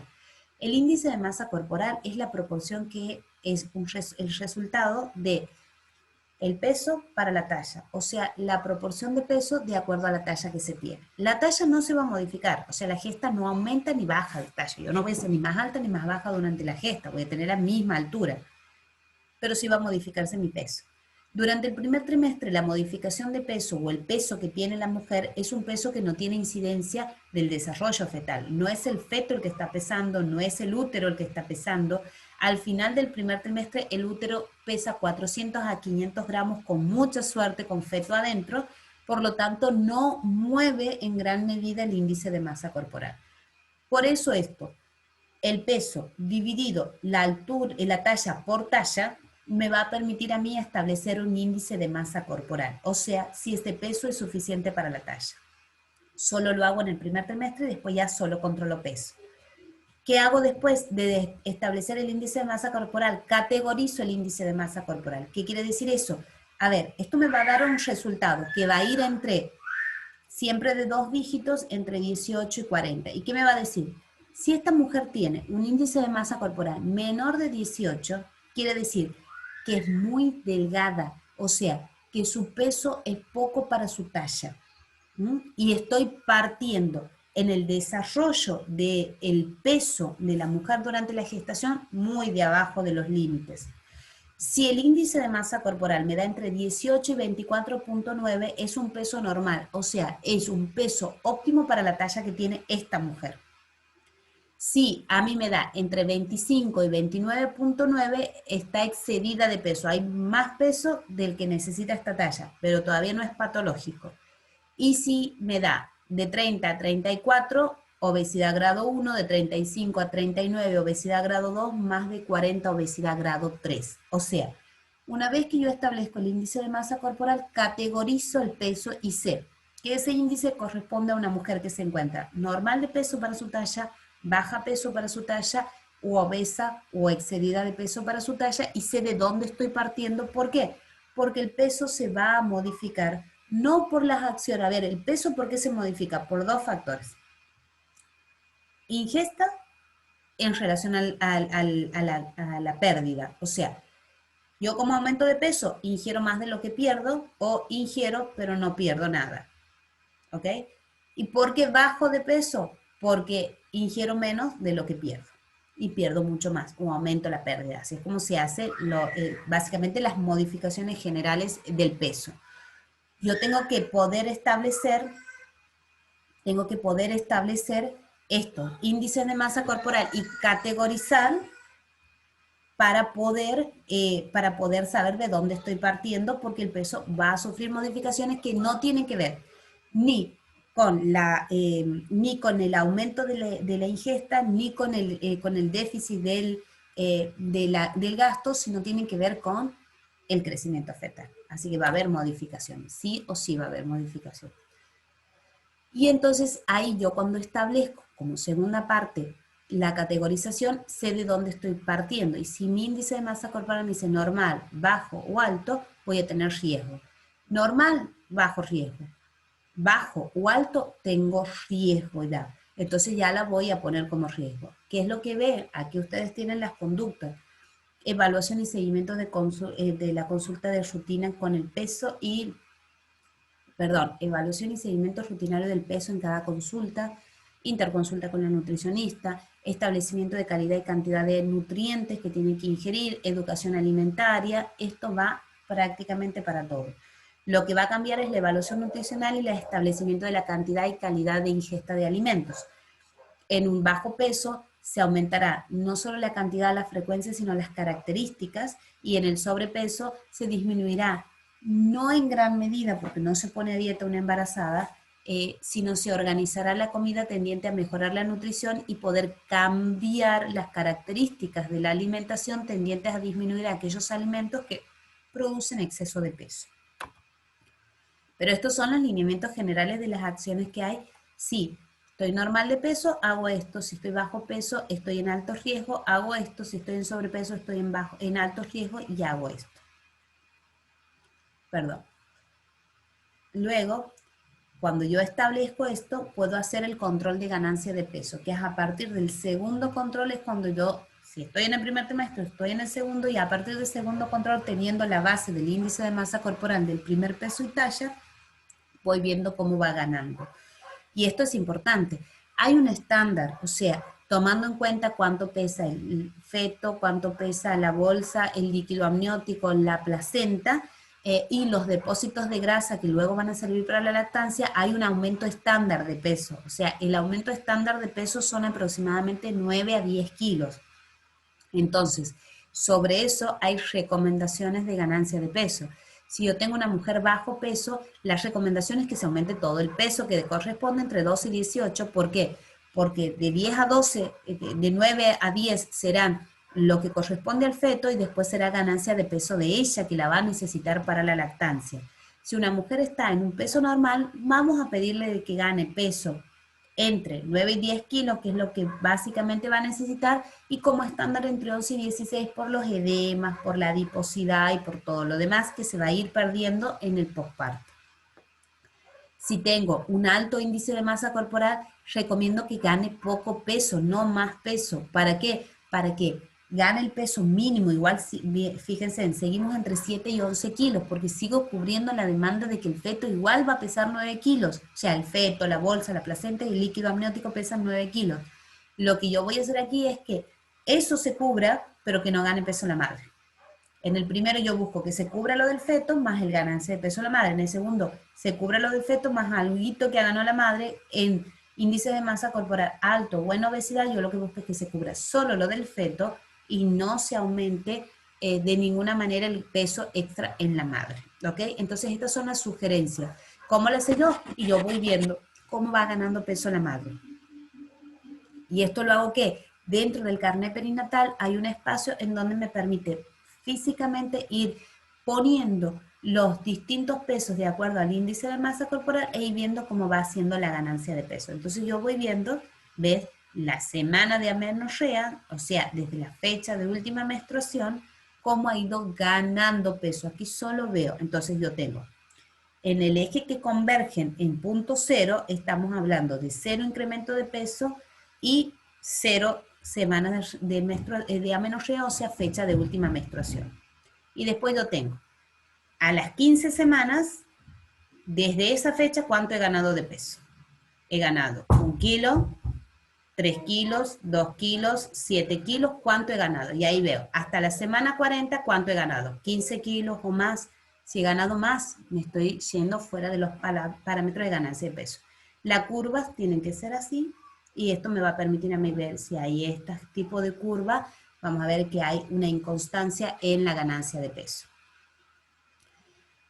Después tenemos, simultáneamente hay que hacer una valoración nutricional porque nos vamos a estar metiendo en las recomendaciones nutricionales. Entonces ahí tenemos que empezar a indagar un poquito más qué alimentos come, cuál es la variedad, cuál es la frecuencia, cuántas veces come al día. Hay mucha situación económica que está afectando la nutrición de las personas y necesito saber si está comiendo 4 veces, 6 veces, 8 veces, 1 vez, 2 veces. Si come carne, si no come carne. Pero esto van con preguntas específicas. Señora, ¿usted desayuna? ¿Qué desayuna? Lo más fácil es ir describiendo cada uno de los alimentos estándares que suele comer.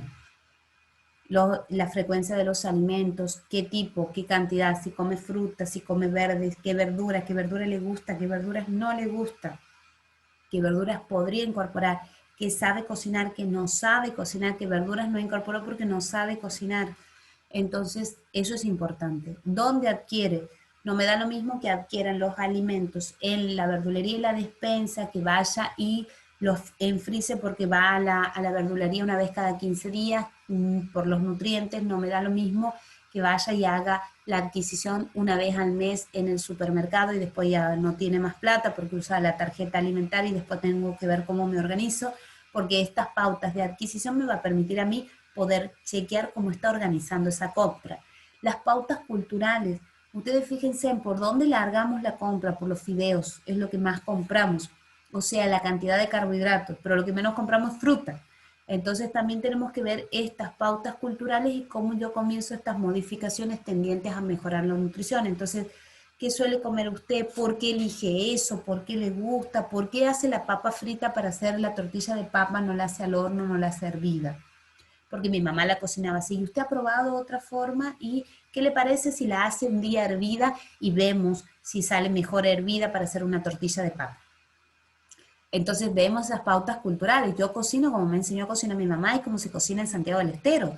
Yo no cocino como cocinan en Europa, yo cocino como cocinan aquí. Entonces tengo que ver las pautas culturales en torno a la nutrición y a la alimentación. Las rutinas, o sea, yo me levanto todos los días a la mañana, voy a la verdulería, traigo, compro fresco. No, no voy, veo que cocino cuando abro la heladera a las 11:30 según lo que tengo. No, voy y busco en el freezer qué es lo que ya he frizado y tengo ahí, voy sacando y armando viandas. Me voy a la roticería 2, 3 veces por semana cuando salgo del trabajo, como en el hospital, como en mi trabajo. Bien, las rutinas en torno a la alimentación es importante y si tengo alguna alimentación especial, si soy hipertensa, si soy diabética, si soy celíaca, si soy vegetariana, si tengo preferencias especiales, si tengo alguna alergia alimentaria, porque esto tiene que tomarse en cuenta al momento de las recomendaciones nutricionales. Luego tenemos el examen odontológico, que lo hacemos nosotros en la primera inspección y después mandamos y derivamos al servicio correspondiente y vemos la presencia de caries, enfermedades periodontales, lesiones en la lengua, características de las encías que van a sufrir, pueden sufrir sangrados, edemas, tienen, acuérdense, hiperemesis, o sea que tienen mucha irrigación sanguínea, la higiene, con qué se higieniza, con dentrífico, usa hilo dental, qué tipo de cepillo, cada cuánto cambia el cepillo, cómo se enjuaga, usa qué productos usa bicarbonato, cuántas veces al día se lava los dientes y ustedes chequear esto, si hay dientes manchados por tabaquismo, por exceso de café, si se suelen blanquear, si hay piezas movibles, si se han sacado, si se han hecho arreglos, o sea, higiene y situación de la boca. Y después tenemos los estudios complementarios. Aquí ustedes lo tienen en el material también. Lo que buscamos es, antes de la semana 12, establecer la situación anatómica fisiológica de la mujer sin que se hayan producido algunas alteraciones de la gesta en sí, sin que haya intervenido y poder ver hemograma, o sea, cómo está, glóbulos rojos que todavía no han sido diluidos, va a ser diluido, glóbulos blancos, infecciones, recuentos, eritrosedimentación. Grupo de factor, importantísimo para saber con qué sangre estoy contando. RH positivo. La glucemia, si está normoglucémica en ayuna o no, para saber si está alterada, vamos a la prueba de tolerancia oral de la glucosa. Ya vamos a ver cuando veamos diabetes esto. Urea, creatinina, que me permite ver la función renal y la función muscular. Sífilis, aquí empiezan las 5 infectos contagiosas. Sífilis, HIV, hepatitis, toxoplasmosis y Chagas. 5, pregunta de examen. 5 serologías que hay que descartar que son complicaciones en el embarazo y que van a cesárea.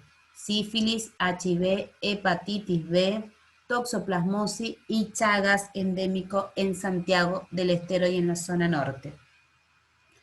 Orina completa, urocultivo solamente si hay alguna alteración del laboratorio de orina, una ecografía obstétrica y citología cervical si se pudiera hacer en el primer trimestre antes de las 12 semanas, que es Papa Nicolau, y colposcopía cuando no se ha desarrollado todavía el tapón mucoso. Esto me permite en el primer trimestre antes de las 12 semanas saber cómo está funcionando el riñón, cómo está funcionando la sangre, cómo está funcionando el hematopoiesis, cómo está funcionando el páncreas con la glucemia, si tengo efectos contagiosos. Después voy pidiendo, por ejemplo, si ha habido algunas alteradas, voy pidiéndolas, una orina completa para ver la infección urinaria suele presentarse mucho, ¿se acuerdan que les había hablado por esta proliferación por la glucosa de los microorganismos que llevan las infecciones urinarias? Se controla mucho durante todas las semanas de la gestación, los controles, pero después de las 28 semanas ya preparándose para el parto, se vuelve a pedir todos los laboratorios para ver si han sufrido alguna alteración y se ven en comparación del primero. No solo se leen ahí, sino se leen en comparación del primero. ¿Y qué otro laboratorio de complemento? La ecografía obstétrica, que es la que me permite a mí ver todo esto, malformaciones, placenta, embarazos múltiples, alteración de cantidad de líquido, sospechas de otras enfermedades cromosomáticas, la muerte del feto, el embarazo ectópico, si hay mola, si hay macrosomía. O sea, me permite a mí ver las características del bebé y cómo está la bolsa y la placenta para saber si esto va a llegar a buen término. Y la ecografía, como les he dicho, se puede hacer a partir de la semana sexta. ¿Cómo se recomienda? Se recomiendan 3 a 4 ecografías. Después de la semana sexta, antes de la semana 14, para ver y confirmar el embarazo. Después se pide algunos, la cuarta que hacen es entre la semana 14 y 15, la transnucencia nucal, que es la que me permite a mí ver la columna vertebral para ver espina bífida. Ahí solamente se mide la columna, después de la semana 15 ya no se puede medir. Después, entre la semana 20 y 24, la morfología, la ecografía morfológica, que me permite ver cómo está la cabeza, el tórax, los miembros, los genitales, ya puedo establecer el sexo. Y después la ecografía de las 32 semanas, que es la que me permite a mí ver las características para el parto. Y hay una quinta que es optativa, que es entre la semana 28 y 32, que es la 3D, 4D, 5D, no sé cuántos D hay ahora, que es la que me permite ver la carita del bebé. Pero esas son optativas. Esa es simplemente estética, tiene una función de ver la cara del bebé, no las 3 a 4 que se piden son entre la sexta y la 10ª semana para ver el feto y confirmar el embarazo, entre las 14 y las 15 semanas translucencia nucal, entre las 20 y 24 semanas morfología fetal y entre las 32 semanas la situación fetal antes del parto. Y después tenemos el esquema de inmunización. Nosotros colocamos 2 vacunas, doble bacteriana y triple bacteriana celular. ¿Qué es lo que buscamos nosotros? Buscamos inmunizar contra difteria, tétano y coqueluche. La doble bacterial es difteria y tétano. La triple bacterial es la que refuerza la doble bacterial durante el embarazo y la aumentamos. Tiene menos de difteria, menos de tétano, pero aumenta la coqueluche, la pertussis. ¿Por qué realizamos esto? ¿La madre se puede contagiar de difteria? No, porque tiene calendario. ¿De tétano? No, porque tiene calendario. ¿De coqueluche? No, porque tiene calendario. ¿Para qué vacuno la madre? La madre la vacuno porque va a pasar por la placenta. No, ninguna, ni en la difteria, ni en el tétano, ni en la coqueluche. Esta inmunización pasa por vía fetal, no pasa. Entonces, ¿para qué vacuno? Para asegurarme la inmunidad materna, porque cuando el niño nazca hasta el mes no la puedo tocar, no puedo tocarlo con estas vacunas. Yo al niño no lo puedo tocar. Entonces hago lo que se llama inmunización en rebaño. Inmunizo el contexto del niño porque al niño no lo puedo tocar. La primera dosis se pone entre las 20 y 24 semanas y la segunda dosis se pone entre las 26 y las 32 semanas. Se pone primero doble adulto y después triple bacteriano. ¿Qué otras vacunas se pueden colocar? La antigripal, sí o sí dentro del calendario, dentro de cualquiera de las semanas gestacionales, obviamente, si se colocan en simultáneo con esta o si no separadas 4 semanas, siempre la inmunización se hace en 4 semanas de separación, y hepatitis A y B si es que hay riesgo epidemiológico y así se indica. Una embarazada controlada con vacunas antitetánicas previas que no tiene vacunas, hace este esquema. Si tiene vacuna y esquema completo y el último esquema por embarazo anterior tiene menos de 10 años, no se vacuna. Si tiene más de 10 años, sí se tiene que hacer el esquema completo de refuerzo, ¿ok? Para eso está este esquema, para que ustedes puedan ver qué es lo que sucede. Cómo van a recomendar la inmunidad. Y por último, 2 últimas pautas. Una es la valoración de violencia, en donde vamos a hacer 2 pautas de valoración. La valoración directa, visible de lesiones directas o indirectas, en donde vamos a buscar durante el examen físico lesiones físicas que no correspondan a alteraciones, sino que más parezcan lesiones inducidas por trastornos psicológicos. Lo vamos a ver durante la anamnesis y las charlas que vamos teniendo de alguna situación de control y de poder, adicciones que normalmente son el resultante de situaciones de violencia, que la mujer busca refugiarse en las adicciones, e incluso vamos a indagar cuando veamos los antecedentes obstétricos, los abortos, porque si son abortos producidos a reiteración pueden ser productos de situación de violencia. Son temas muy sensibles que hay que indagarlos con mucho tacto, que hay que verlos, que hay que buscarlos, pero hay que poder tener la calidad de comunicación con nuestro paciente para que nuestro paciente nos pueda confiar y pueda detectar situaciones de violencia que pongan en riesgo a la madre y al feto. Y yo le he dicho, la valoro de dos maneras, las lesiones y también la valoro a través de una entrevista, que si ustedes ya tienen un grado de comunicación óptima con la madre, pueden hacer estas 3 preguntas que están avaladas por la Organización Mundial de la Salud, que están dentro de la guía de las recomendaciones, que tienen una alta sensibilidad del 70%, o sea que nos permiten ver situación de violencia y que son muy específicas en situación de violencia en más de un 85%. Y son 3 preguntas. La primera, ¿en algún momento en el último año usted ha sido maltratada de alguna manera física, psicológica, sexualmente y por quién? O sea, te han golpeado, te han empujado, te han disminuido, te han insultado, te has sentido obligada a mantener relaciones sexuales con quién y por qué. ¿No? ¿Quién ha sido el que lo ha hecho? Actualmente, ¿vos sientes que te encuentras en peligro o ves alguna situación de maltrato físico actualmente? ¿Vos estás pasando por alguna de estas situaciones? ¿Y tienes alguna pareja anterior o alguna persona que te haga sentir insegura en este momento, que te haga sentir mal o que te haga sentir atrapada en este momento? Porque por ahí no es ahora, sino son personas que han estado en nuestra vida. Entonces, con estas 3 preguntas nosotros podemos ver las situaciones de violencia. Y por último punto, ven, si yo llego agotada, me imagino cómo llegarán ustedes, las actividades de educación, que son muchas más que estas, pero los 5 pilares de actividades educativas que vamos a trabajar dentro de esta situación general va a ser la preparación integral para la maternidad, o sea que vamos a ver desde cómo preparar la ropita, cómo llegar el bebé, cómo preparar el espacio, cómo preparar el bolso, cómo todo lo que habla de la maternidad, cómo preparar mi cabeza, los roles, mi familia, el niño, el desplazamiento, del rol de los chicos, de los abuelos, las recomendaciones nutricionales, como veíamos, de acuerdo a esta categorización de peso, qué comer, cómo organizarnos en base a tu costumbre, a tu economía, a tu cultura, a tu dinámica, no a la mía, a tu heladera, no a mi freezer. Recomendaciones nutricionales, ustedes tienen muy amplias ahí las recomendaciones en calorías, la promoción de la lactancia materna, y eso comenzamos ya con ejercicios mamarios a partir del segundo trimestre y con esto de ir preparando el cuerpo, pero también ir preparándonos nosotras para la lactancia, la consejería en salud sexual y salud reproductiva. ¿Por qué? Porque ahí el sexo es parte de la comunicación en la pareja y va a continuar y va a sufrir modificaciones de incomodidad durante la aparición de la gesta, y hay que trabajar con estas mitos, creencias y también con actividades específicas sexuales.